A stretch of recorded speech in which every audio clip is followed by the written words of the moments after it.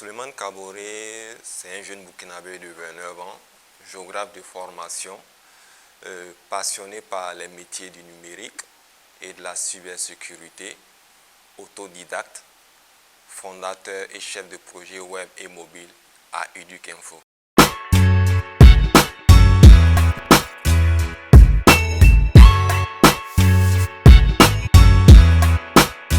L'entrepreneuriat n'est pas une option pour la jeunesse burkinabé. On sait très bien que la fonction publique peine à embaucher les jeunes diplômés. Le secteur privé aussi peine à embaucher les jeunes diplômés. Donc les jeunes doivent prendre conscience, prendre le risque, oser entreprendre, développer le secteur privé afin d'embaucher plus de jeunes qui sortent de nos universités aujourd'hui. Donc on n'a pas le choix que d'entreprendre. L'entrepreneuriat est vraiment la clé au chômage au niveau du Burkina Faso.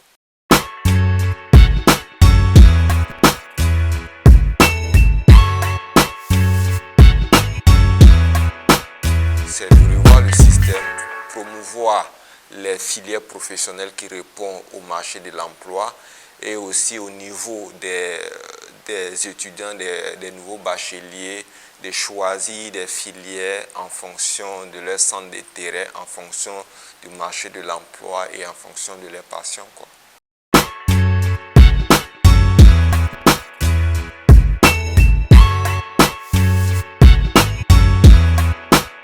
Un géographe passionné par les métiers du numérique qui s'est auto-formé, avoir les compétences nécessaires pour pouvoir lancer la plateforme Edukinfo. Pour Edukinfo, c'est une équipe qui est derrière. Il y a un développeur du nom de Luigi Giglio qui est le directeur général de LGA Consulting, qui est le développeur dans l'équipe qui développe Edukinfo. J'ai suivi des formations en cybersécurité, j'ai été assistant d'un spécialiste en cybersécurité. J'essaie aussi de donner des formations en cybersécurité et je continue toujours à prendre des cours en ligne en cybersécurité ou d'autres métiers du numérique.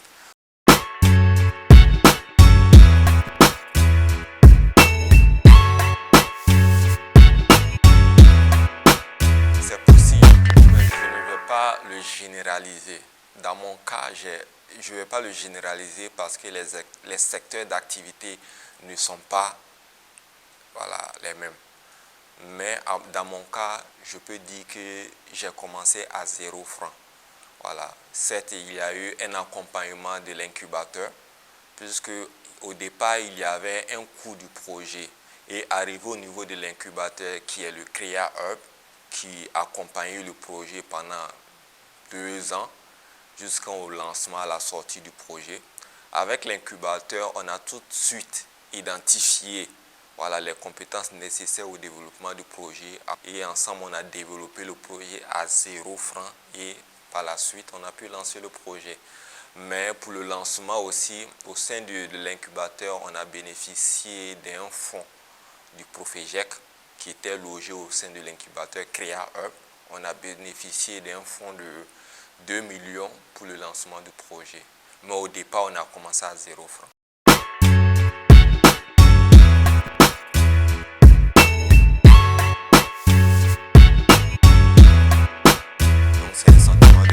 D'avoir eu le prix du jeune étudiant entrepreneur et aussi que ce soit devant des personnes qui pouvaient être des potentiels partenaires pour l'entreprise. Donc j'étais vraiment content, heureux. Je tenais aussi à féliciter les initiateurs du FUSO parce que c'est une vitrine pour nous en tant que jeunes entrepreneurs et aussi nous faire connaître auprès de nos autorités.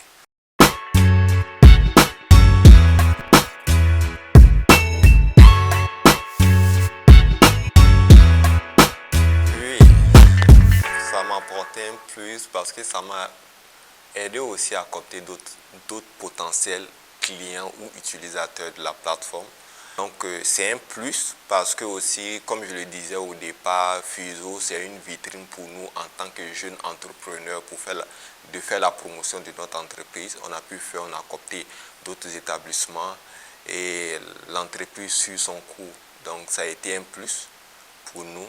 pour l'image de la structure et faire la promotion de Edukinfo.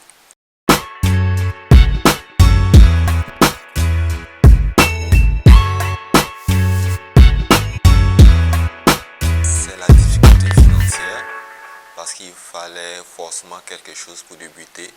Même si on a débuté sans rien parce qu'on avait une équipe avec toutes les compétences nécessaires pour le développement du projet, mais il y avait aussi des déplacements à faire, des appels à faire, des partenaires à aller coopter qui nécessitent aussi des moyens financiers. Donc la grosse difficulté, c'était au niveau financier.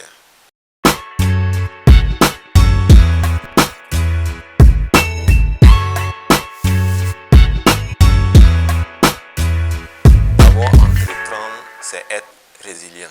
Une personne qui entreprend, il faut que la personne soit vraiment résiliente. Parce que les difficultés, c'est nos quotidiens.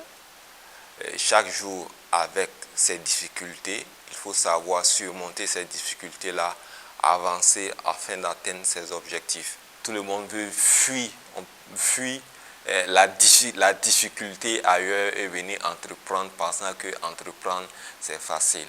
Si c'est l'idée qu'un jeune porteur de projet se met en tête, c'est mieux de ne pas entreprendre. Parce que entreprendre, c'est travailler 3 fois pour un retour, rien à voir au départ. C'est faire des nuits blanches. C'est être résiliente vis-à-vis des difficultés. Donc, si on n'a pas ces capacités-là, c'est vraiment compliqué. Et si un porteur de projet veut réellement entreprendre, c'est de travailler à avoir une personnalité résiliente. Sinon, sans ça, ça va être vraiment compliqué.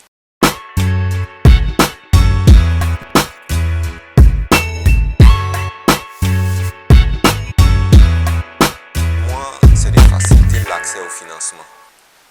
Faciliter l'accès au financement et aussi alléger les impôts, les taxes pour les jeunes entrepreneurs qui viennent de commencer. Voilà, parce que souvent, ce n'est pas facile. Souvent, on débute sur la base de rien. Et s'il y a des engagements auprès des impôts et autres, ça devient encore compliqué. Si on pouvait alléger pour les jeunes entrepreneurs qui viennent de commencer, peut-être 2 ans, 3 ans, d'ici que l'entreprise puisse prendre son envol, ça allait être beaucoup plus aussi facile.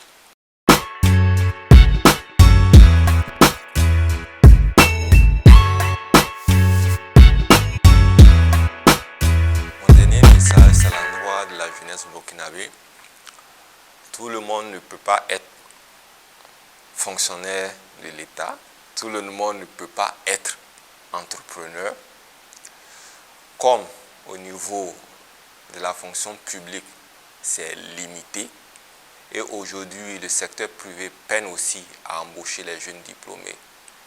Le message pour la jeunesse, c'est d'oser. Au début, ça va être vraiment difficile, surtout s'il s'agit de mobiliser les fonds pour développer le projet.